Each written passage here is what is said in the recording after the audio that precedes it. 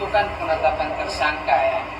Jadi tidak ada satu orang pun yang harus dinyatakan bersalah kecuali dengan putusan pengadilan yang telah berkekuatan hukum tetap. Oke, itu kuncinya. Jadi kalau hanya sekedar persoalan tersangka, ya nanti akan diuji.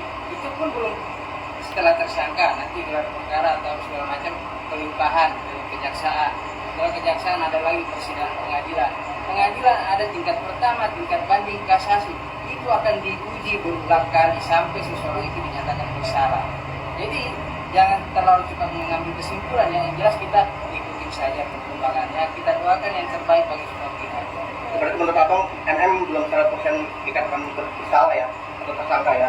100% belum bisa dinyatakan bersalah karena bukan putusan pengadilan yang berkekuatan hukum tetap. Jadi hanya sekedar status tersangka. Dia nanti diuji di persidangan pengadilan seperti apa. Kan eranya sekarang sudah bergeser ya, penggiringan opini yang menang. Ya, jadi siapa musuh ini seolah-olah keluar yang menang. Tidak, kita tunggu proses pengadilan di Jawa.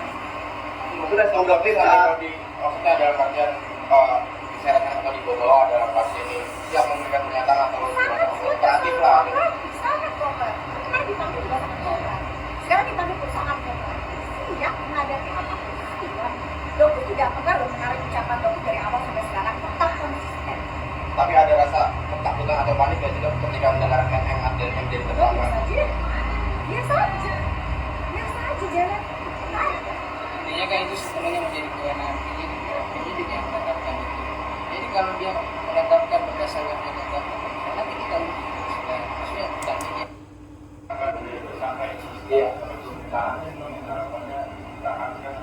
Baik. Nah, itu.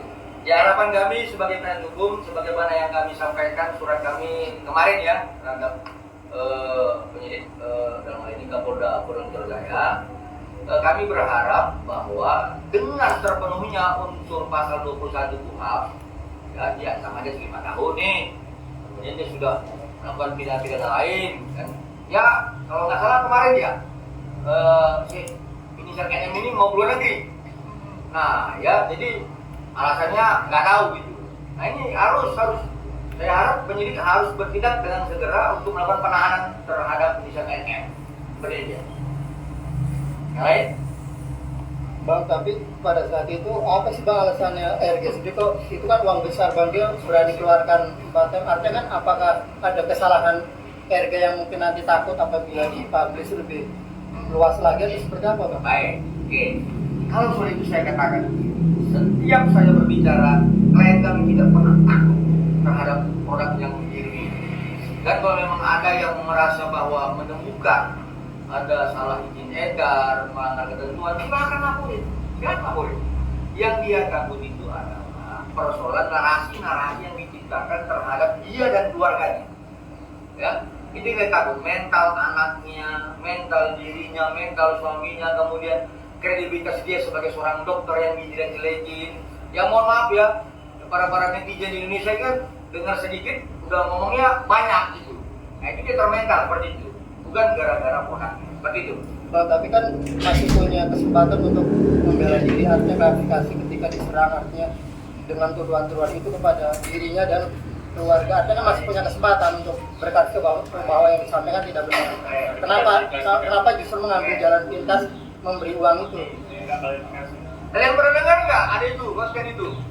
Saya punya pasukan udara 125.000. Kalau kalian bela diri satu orang yang nyerang 102.000, kecelok nggak? Nah itu dia. Ya jadi dengan persoalan seperti itulah sebenarnya udahlah. Gua masih punya usaha seperti itu. Jadi berharap agar ini sudah selesai. Ya. Tetapi setelah dia melakukan apa yang diinginkan oleh pelaku pelapor ini terus dilakukan upaya-upaya pemerasan lain gitu.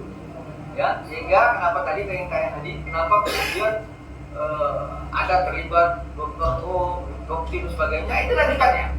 Ya, lanjutannya seperti itu dia.